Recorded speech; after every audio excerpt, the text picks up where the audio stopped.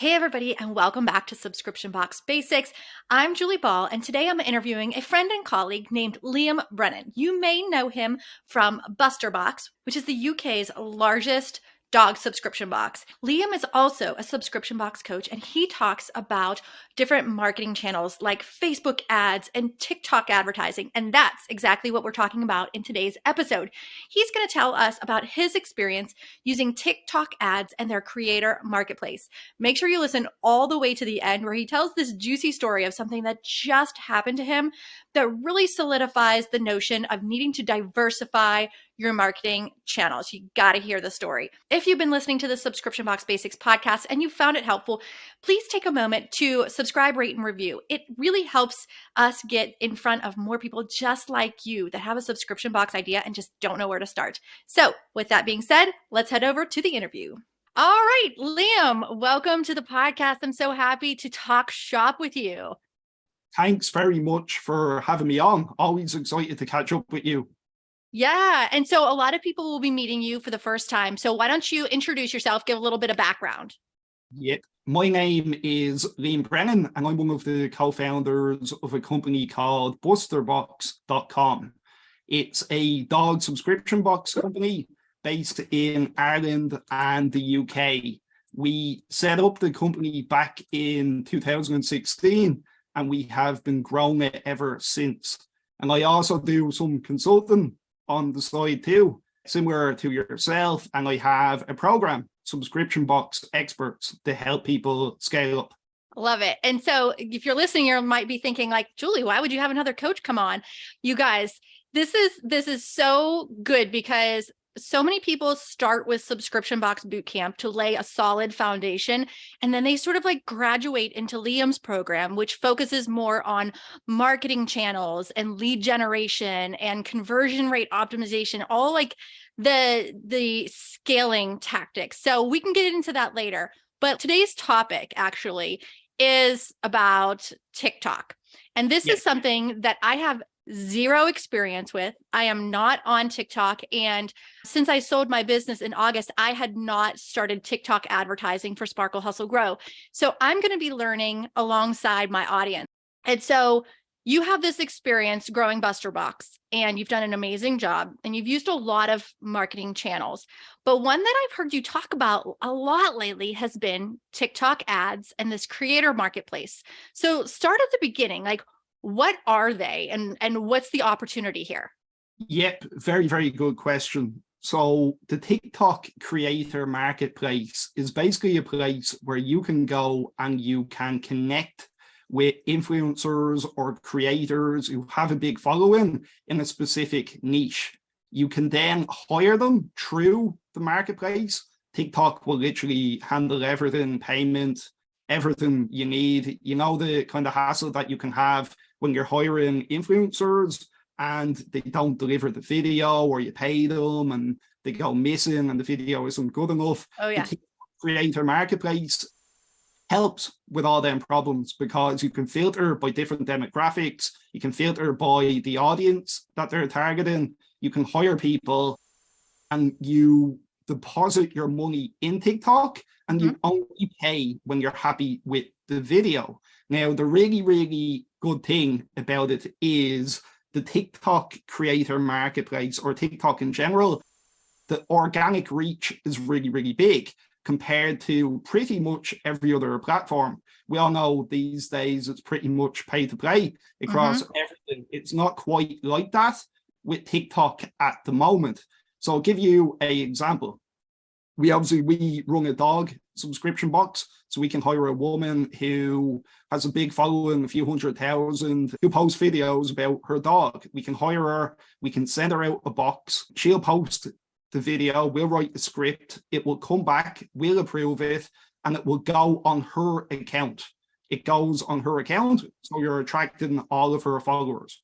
Okay, so all these light bulbs are going off in my head right now. So first of all, I think back of a couple years ago, I would spend all this time on YouTube searching out influencers and then trying to find out how to contact them, and then, cold outreach, and then trying to figure out like, okay, do I send them a free box? It's almost like they're covering all those steps for you by creating this marketplace that you can filter your target audience for. Is that what you're saying?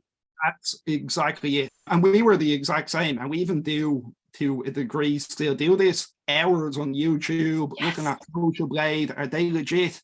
Are they fake followers? What kind of reach do they have?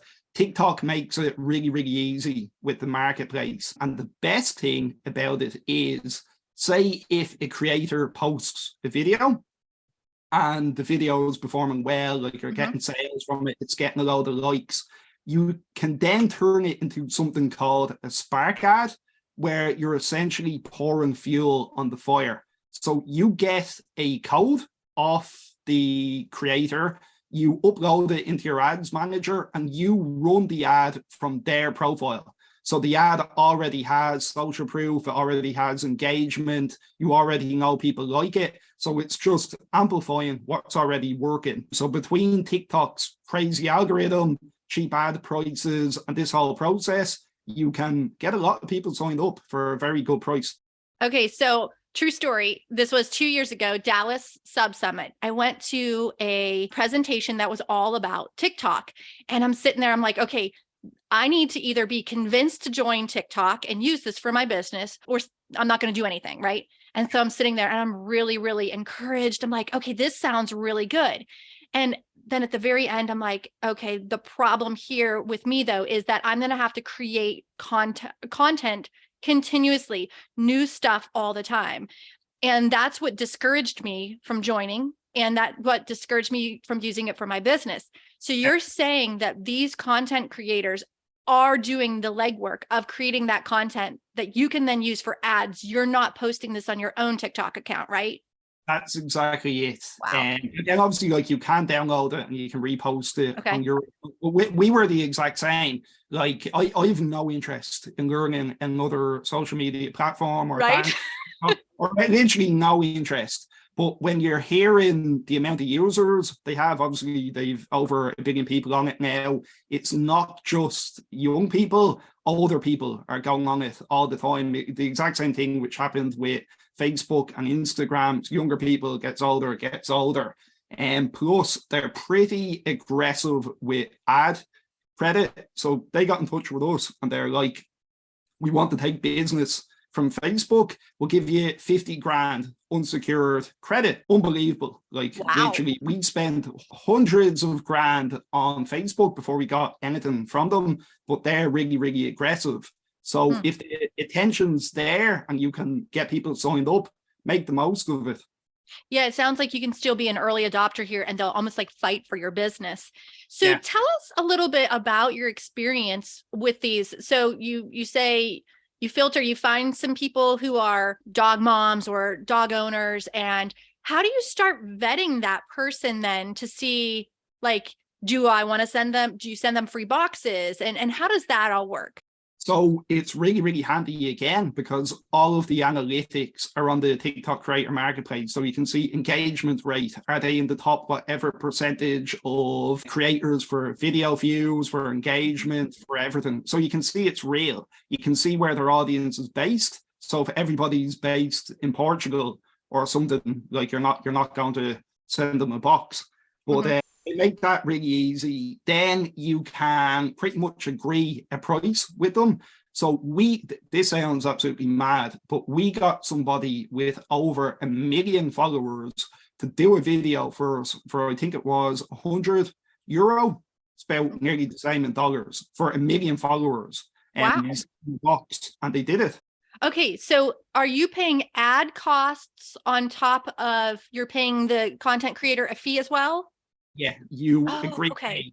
But the thing about it is, right, it's nowhere near the fees that you'll pay on YouTube. If you go to YouTube and you try to hire somebody with like 500,000 subscribers, you'll be put into their agent and they'll come back to you like 20 grand, 15 grand. That's crazy. TikTok is different because it's normal people who have blown up on TikTok during the pandemic or whatever. They don't actually, sounds bad, but they don't know that they could probably charge a lot. Well, they don't know yet. I'm sure they'll know in the near future. They don't know they can charge a lot more. So you can get really, really great deals through it too. So one other quick tip, if you do it, make sure you say to the creator, we do up like a kind of a outline of what we expect with the video. Okay. And everything like that. We'll send some example videos that worked before, but say to them, send over a copy without any music, because if it has no music, you can then repurpose it and turn it into a Facebook ad or a Instagram ad, and it'll work really, really well over there. Because a lot of the kind of design and stuff is the same nowadays with generated content. Okay, so you're going to pay this fee for the influencer, and then you're going to pay a fee for the costs, and you have control over that, right? You can, turn it on or turn it off as you see fit. What if costs like as they compare to some of these other channels for the actual ads? Sounds like those are, since it's a newer ad platform, they're really competitive, I would assume.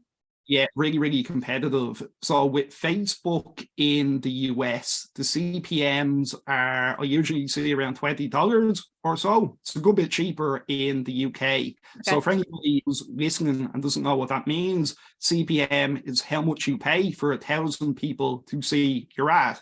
So that's what it's measured on. Facebook eventually got to a point a few months ago, I was looking at people's accounts and it was like $100 CPM. And I was like, it would actually be cheaper to drive around from house to house with, with leaflets or something compared to advertising on Facebook. Yeah. Fuck, it's nowhere near that. It could be like $7, $8, $10 CPM.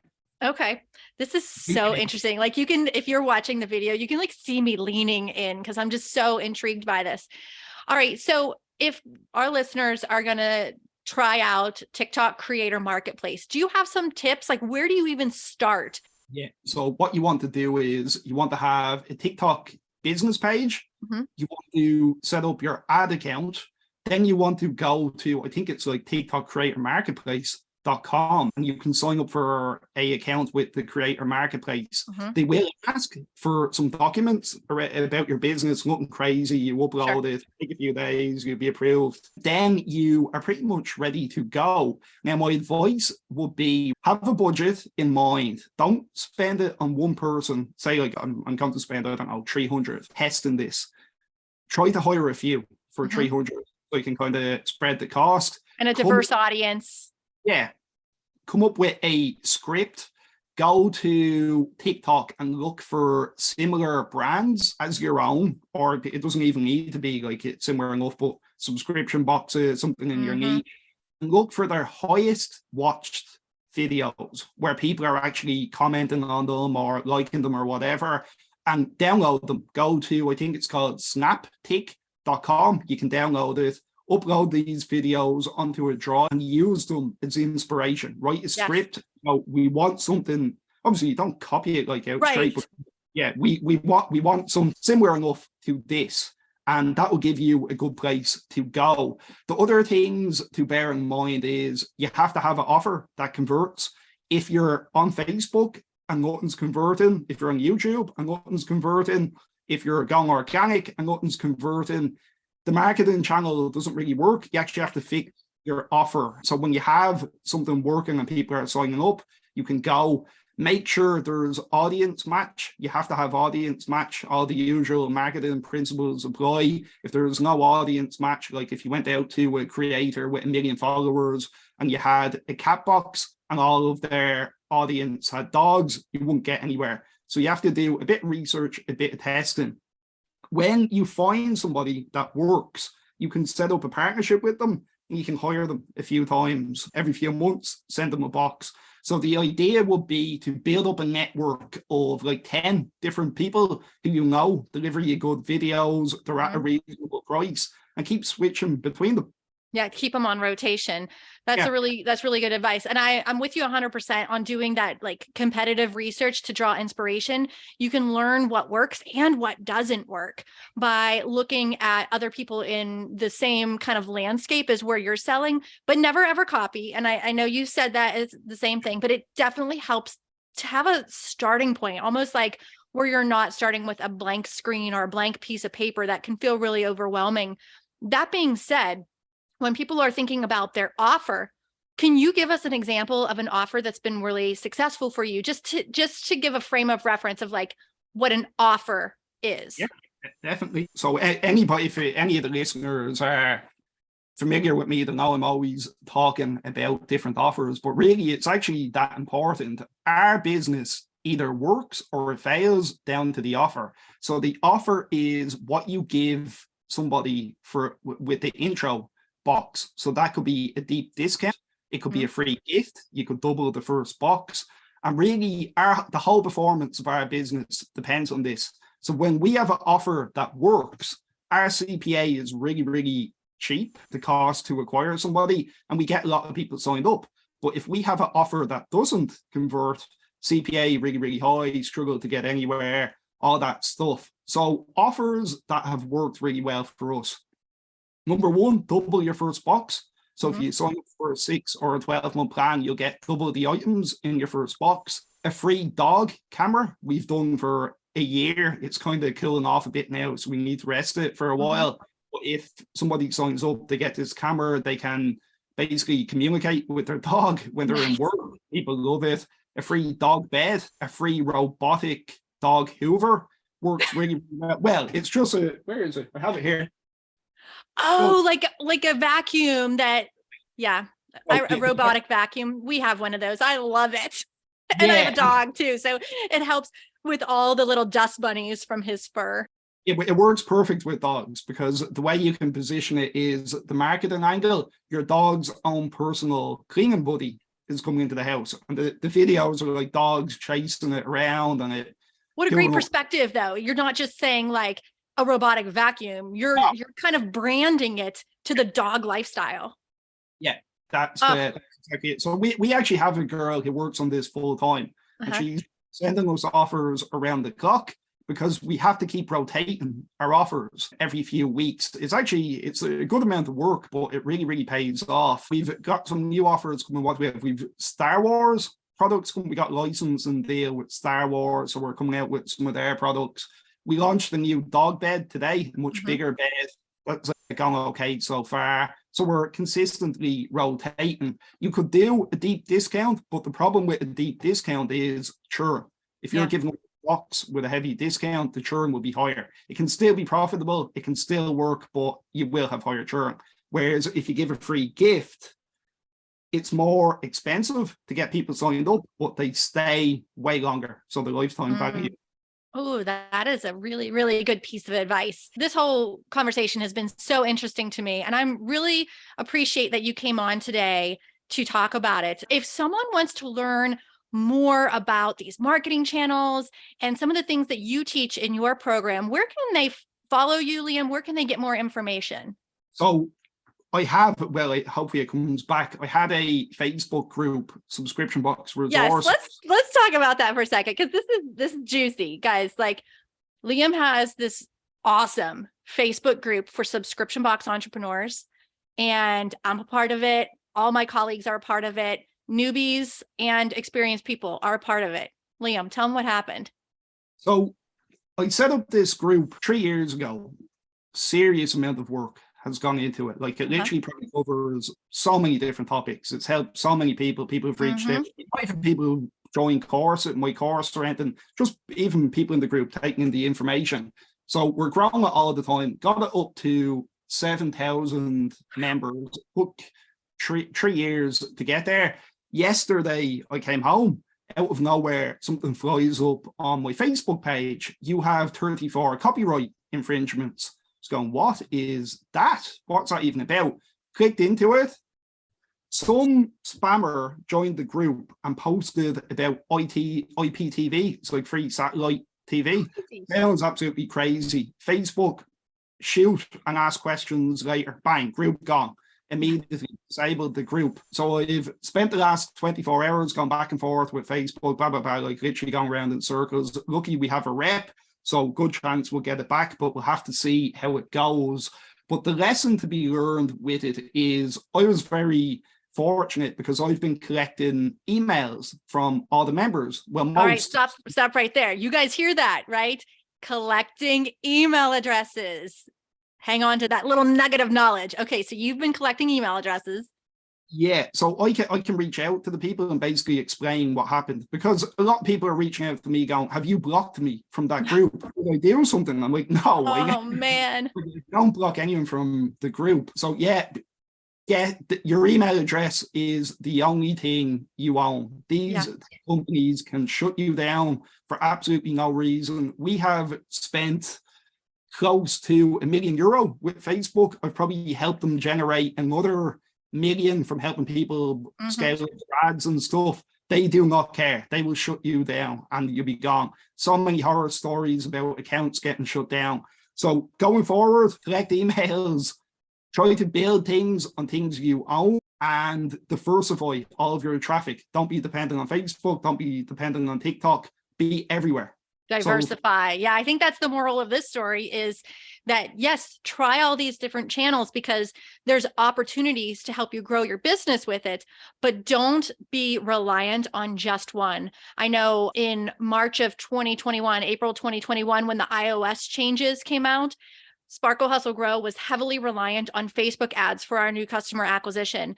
And, you know, the flip of a switch, when those iOS changes came into place, like our costs soared and our acquisition was dropping, and I just didn't get it. And so, yeah, I think the moral of this story, again, is to diversify.